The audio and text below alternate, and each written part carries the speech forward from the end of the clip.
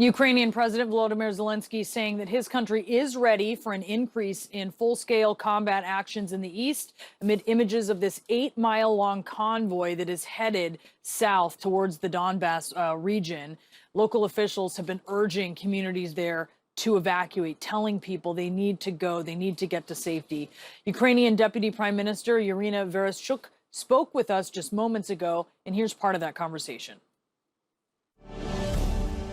Deputy Prime Minister, thank you so much for being with us this morning. You are overseeing these humanitarian corridors. Are people able to get out using the corridors that are in place? Were they able to over the weekend? Ні, коридори не працюють, No, the humanitarian corridors are not working. People are waiting for days. These are women, children, sick people, pregnant women. They are not able to use these corridors because the Russian side are not abiding by the ceasefire commitments. They're not fulfilling these commitments. And therefore, I would like, they're not ceasing fire.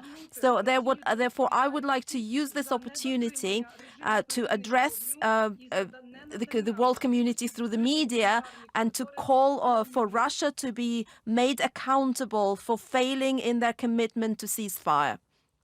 Deputy Prime Minister, in the most recent prisoner swap, you were able to get the head of a village near Chernihiv released.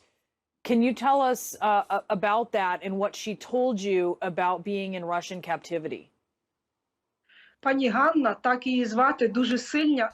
Hannah, that's her name, is a very courageous and strong woman, and she has endured a lot. You will have seen her photo, and that's evidence of how these inhuman people that call themselves the Russian army have treated her. Her head was shaven, and there was lots that happened that I don't want to repeat here because I don't want people to think of us as victims. I want people to think, I want to address the world community to punish those who made these decisions, who are making decisions to torture women, to rape women. This is what we're talking about, to abuse children. And these are the people who are making these decisions. I'm talking about Putin, but not only Putin, it's Putin and his Russia. They need to be stopped. And I'm talking about Russia because these are the Russian people that are raping Ukraine, that are supporting the decisions of their government. And this must not be happening in the 21st century. And I want the world community not to think of Ukraine as victims, but to support Ukraine in repelling these horrific assaults. You mentioned rape, and it's something that can be difficult to talk about, but it's essential so that we understand what people are going through. What are you hearing of reports of rape, and how widespread is this? Вони дуже поширені. These incidents are very widespread, and women are being raped. And I want to say that we need to stop this rape by the Russian army. And the main rapist, Putin, who is raping the world. He's raping us. He's raping Europe. He's making the world tremble. He's poisoning people in Great Britain. He is interfering in elections in the United States. He is getting into every Ukrainian house and looting it. And these are his looters, and they are forcibly deporting children.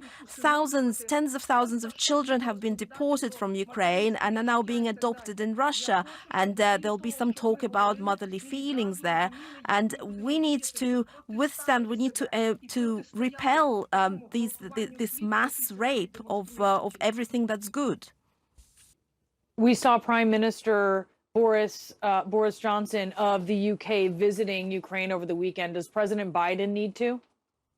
Коли президент Байден був у Польщі, when President Biden visited Poland, there was this symbolic 180 kilometers that he didn't cross over to Ukraine. And it would have been a huge symbolic step to show that he is not afraid of the world's rapist, of the world's butcher, Putin, that has covered Europe in the bodies of Ukrainian women and that is conducting mass atrocities live on air. And this would have been symbolic and historic step, but it didn't happen. But if this were, it would have been a symbolic step to come to Ukraine, and it would have been powerful. But it needs to go also hand in hand with the action to stop oil and gas, to stop this flow of dollars and euros to Russia to fund their aggression, and to stop this rape of Europe. There are a number of American lawmakers who are in Poland right now. Do you want them to come to Ukraine to visit with officials here? Кожного разу, коли ми зустрічаємось, вони чують. Every time we see people not across the screen but face to face, we can tell them, we can bring them information that is so important to make the right decision. And the right decision is to stop making these half steps and to make real steps quickly, dynamically, and effectively. And that is what America is about, quick, dynamic, effective decisions. That's what America as the world leader needs to do. Deputy Prime Minister, thank you for making the time to be with us this morning. We do appreciate it, and we invite you to join us anytime that you can. Deputy Prime Minister Vereshchuk, thank you. Thank you.